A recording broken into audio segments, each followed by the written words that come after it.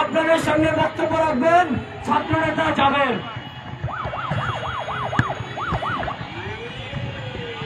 সাংবাদিক বন্ধুগণ, আপনারা ইতিমধ্যে দীর্ঘ কয়েকদিন ধরে যে বিষয়টা আলোচনায় আসছে, এখানে ছাত্র জনতা সাংবাদিক বন্ধুরা সকলেই স্পর্শযোগ্য ব্যাপার।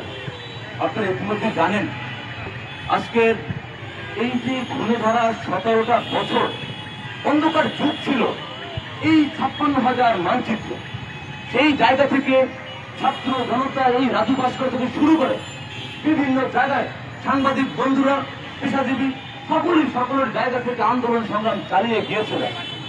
এর জায়গা থেকে 24-এ আমরা একটা বিপ্লব পেয়েছি। এটার বিনিময় 2000-এর অধিক জীবনের বিনিময়, 25,000-এর অধিক অঙ্গহানির বিনিময় আমরা একটা বিপ্লব পেয়েছি। এই বিপ্লবে আমরা একটা নতুন বাংলাদেশ নির্মাণ করব, সংস্কার করব, পরের প্রজন্মকে মানচিত্রের যারা বসবাস করবে বসবাসের উপযোগী একটা দেশ নির্মাণ করার জন্য আমাদের যে লক্ষ্য উদ্দেশ্য, সেখানে তারা বাধা হয়ে আসছে, এটা আমাদের বুঝতে হবে। আমি যদি শ্রীলঙ্কার দিকে তাকাই, সেখানেও বিপ্লব হয়েছিল। সেই বিপ্লবে কি হয়েছে? ফরিদোসে বলার জন্য লঙ্গি খুলে পালিয়েছে এই আওয়ামী লীগ। তাদেরকে যদি আমরা সুরাবত তাড়াতে পারতাম, তাহলে এই সংস্কার আমাদের যে বাধাগ্রস্ত, সেটা হওয়ার সুযোগ ছিল না। আমরা ছাত্র জনতা স্পষ্ট করে বলতে চাই, আমরা একটা বিপ্লব করেছি।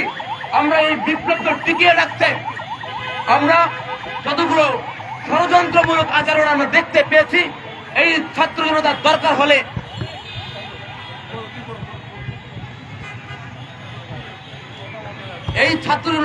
হলে আমরা ছাত্র জনতার কারাগার তৈরি করব। দরকার হলে এই যে ভারতের মদতপৃষ্ট সাবেক প্রধানমন্ত্রী ফ্যাসিস্ট হাসিনার লেজ পাতারা যারা এখানে লেজ গুটিয়ে বসে আছে, দরকার হলে তাদেরকে ছাত্র জনতা জেলে বন্দী করবে। একই সাথে ভারতকে স্পষ্ট করে বলতে চাই, এই যে চিকেন নেক আপনাদের যে 7 সিস্টারের কথা বলেন, আমরা এই চিকেন নেকের মানচিত্রের পাশে কারা রয়েছে? মালদ্বীপ, ভুটান, চীন, বাংলাদেশ সহ আমরা কিন্তু গলা কেটে দিব।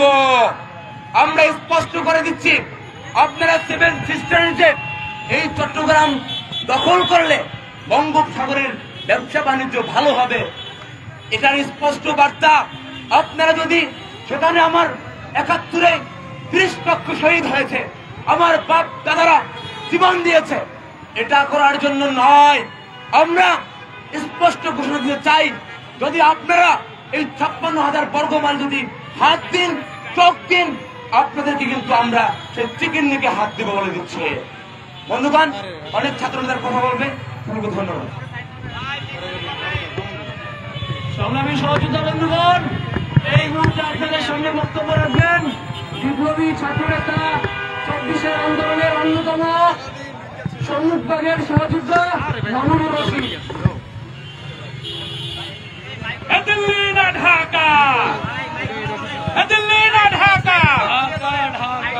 সাংবাদিক বন্ধুগণ, আপনারা অবগত রয়েছেন, ভারতের আগরতলায় আমাদের দূতাবাসের উপর, হাই কমিশনের উপর হামলা চালিয়েছে উগ্র হিন্দুত্ববাদী ভারত সরকারের এজেন্টরা। আমাদের মানচিত্রকে টেনে ধরতে চায়, যারা আমাদেরকে দীর্ঘ 15 বছর পুঁথিগত করে রেখেছিল, যারা আমাদের দেশকে, দেশের স্বাধীনতাকে নিজের বউয়ের মতো ব্যবহার করেছিল, তারা আবারও আমাদের টুটি চেপে ধরতে চায়। আমরা স্পষ্ট করে বলছি, এই বাংলাদেশ 24-এর গণঅভ্যুত্থানের বাংলাদেশ, এই বাংলাদেশে আর কখনো আওয়ামী লীগের মতো ক্ষমতায় থেকে ভারতের দাসত্ব মেনে নেওয়া হবে না, হবে না, হবে না। বাংলার জনগণ, বাংলার ছাত্র সমাজ এটি ঘটতে দিবে না। প্রিয়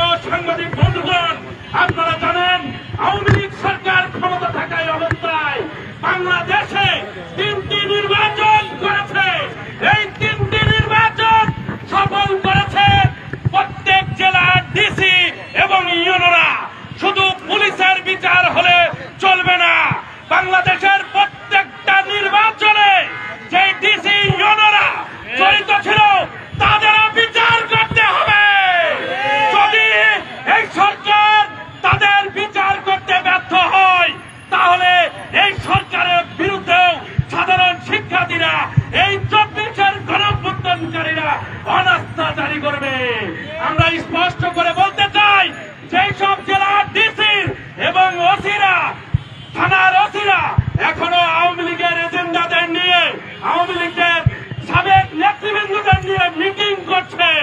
তারাও সাবধান হয়ে যান। আমাদের কাছে প্রত্যেকের তথ্য রয়েছে, যদি সাবধান না হন প্রত্যেকের টুটি চেপে ধরা হবে।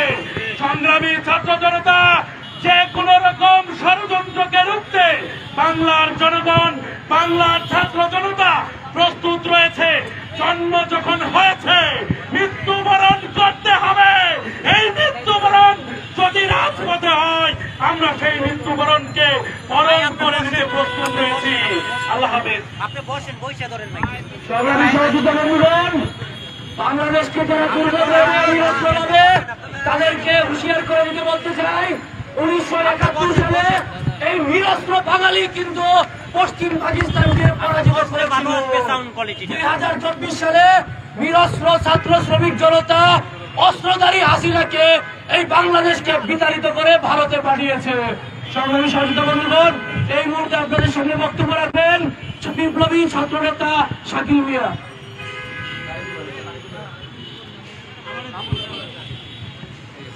প্রিয় উপস্থিতি, সাংবাদিক ভাই ও বোনেরা, আপনাদেরকে অসংখ্য ধন্যবাদ এখানে আসার জন্য।